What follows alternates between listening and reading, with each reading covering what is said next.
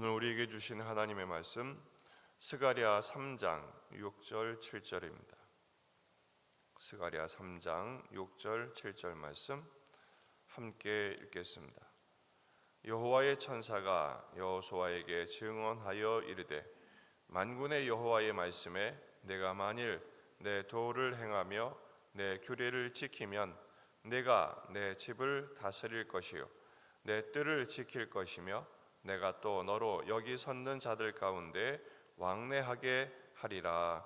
아멘. 본문에 계시된 주님은 어떤 분이십니까? 주님과 동역하고 교제하는 특권을 허락하십니다.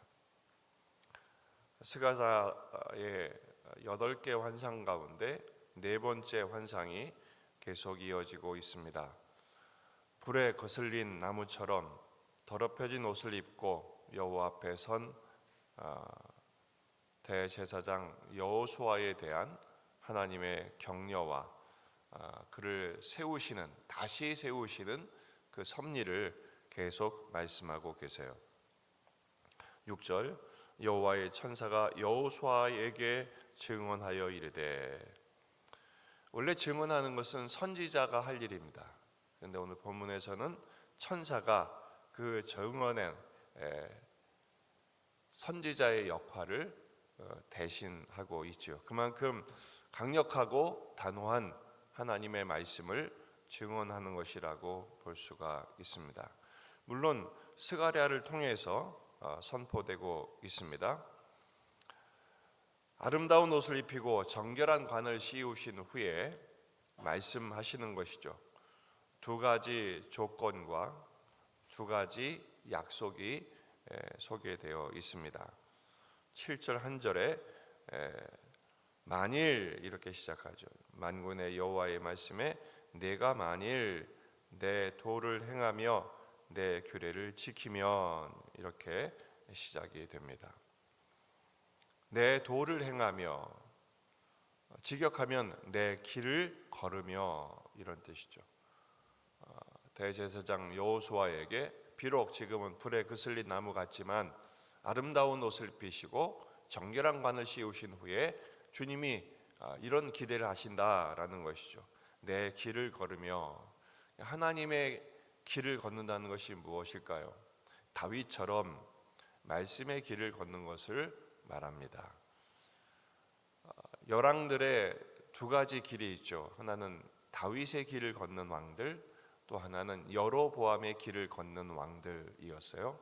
다윗의 길은 하나님을 경외하고 하나님을 기뻐하며 말씀대로 순종하는 길이었습니다. 여로보암은 우상 숭배와 자기 맘대로 사는 그런 길이었죠. 선조들이 걸었던 길이 바로 그런 길이었습니다. 역대하 34장 2절을 보면 요시야 왕에 대해서 이렇게 소개를 합니다. 여호와 보시기에 정직하게 행하여 그의 조상 다윗의 길로 걸으며 좌우로 치우치지 아니하고, 그랬어요. 요시야는 하나님이 기뻐하시는 왕이었죠. 다윗의 길을 걸었습니다. 좌우로 치우치지 않았습니다. 또 내가 만일 내 규례를 지키며, 그랬어요. 이 규례는 제사장의 규례입니다. 사명을 제대로 수행해라 라는 것이죠. 그러나 이것은 여호수아만의 제사장의 역할이 아니라 바로 이스라엘을 제사장 나라로 삼으신 것에 대한 암묵적인 표현도 포함되어 있습니다. 다윗이 솔로몬에게 이런 유언을 하지요. 열왕기상 2장 3절 내 하나님 여호와의 명령을 지켜, 이 명령이 규례입니다. 그 길로 행하여 그 법률과 계명과 율례와 증거를 모세의 율법에 기록된 대로 지키라. 그리하면 내가 무엇을 하든지 어디로 가든지 형통할지라. 말씀을 통하여서 우리에게 허락하신 사명의 길을 제대로 걸으면 하나님이 무엇을 하든지 어디로 가든지 함께 하시겠다는 약속인 것입니다. 그렇게 될 때에 솔로몬아 너와 내 후손의 왕위가 끊어지지 않을 것이다. 다윗의 당부이지요. 지금 천사가 여호수아에게 그런 당부를 하는 것입니다. 내 길을 걸으며 내 규례를 지켜라.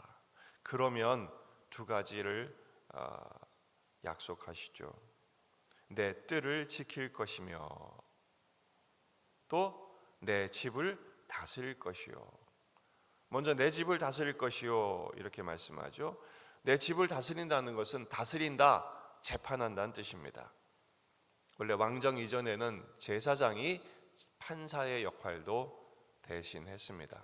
하나님의 판결의 대행자였죠.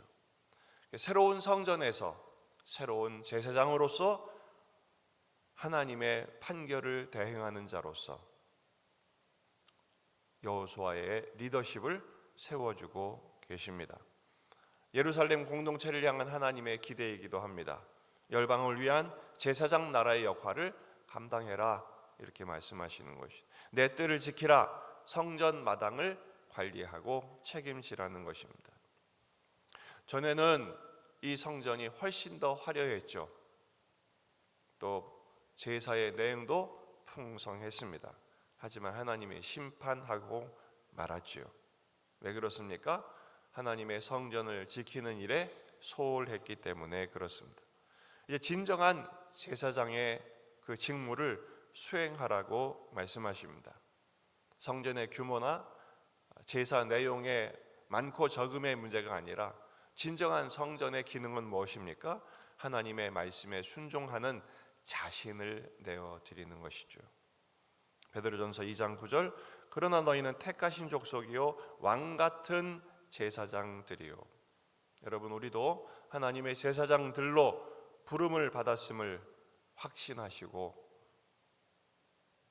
하나님이 맡기신 하나님의 집을 다스리며 하나님의 집을 섬기는 일에 헌신하는 우리가 되기를 주의 이름으로 축원합니다.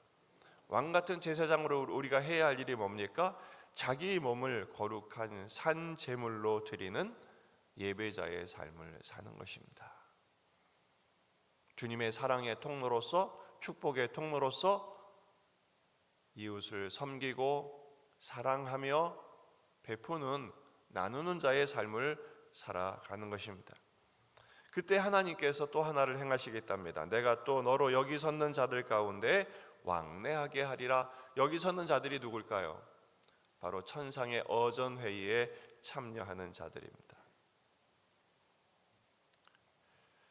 원래 제사장은 하나님의 어전회의에 참여하지 않았습니다. 이례적인 특권이죠. 여호수아도 하나님의 교제에, 이 회의에 참여하게 하시겠다라는 것입니다. 어떻게 이런 특권이 가능할까요? 바로 대제사장이신 예수님을 통하여 하나님의 그 교제에 참여할 수 있는 특권이죠. 자격을 얻게 된 것입니다. 히브리서 4장 15절, 우리에게 있는 제사장은 우리의 연약함을 동정하지 못하실 리가 아니요 모든 일에 우리와 똑같이 시험을 받으시니로되 죄는 없으시니라. 그러므로 우리는 긍휼하심을 받고 때를 따라 돕는 은혜를 얻기 위하여 은혜의 보좌 앞에 담대히 나아갈 것이니라. 하나님의 보좌 앞에 담대하게 나갈 길을 열어 주신 것입니다. 그래서 우리는 성부 하나님과 성자 예수님과 더불어 교제할 수 있는 특권을 얻게 되었고, 기도죠. 말씀을 통해 듣는 기도, 간구를 통해 부르짖는 기도, 그리고 성령님과 함께 동행하는 축복을 누리게 된 것입니다. 삼위 하나님과의 교제의 특권, 이건 믿지 않는 사람은 결코 누릴 수 없는 신자만의 특권이요, 권세요, 놀라운 축복인 것이죠.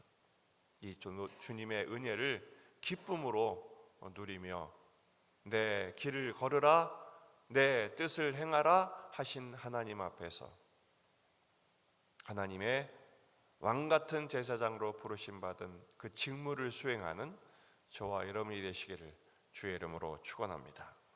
기도하시겠습니다.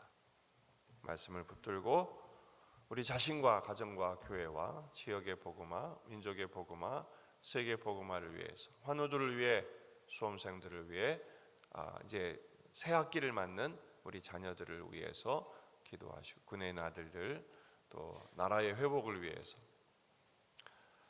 여러분 가져온 기도 제목들 가지고 간절히 기도하시다가 돌아가시기, 환우들을 위해 특별히 기도하시기 바랍니다. 참 좋으신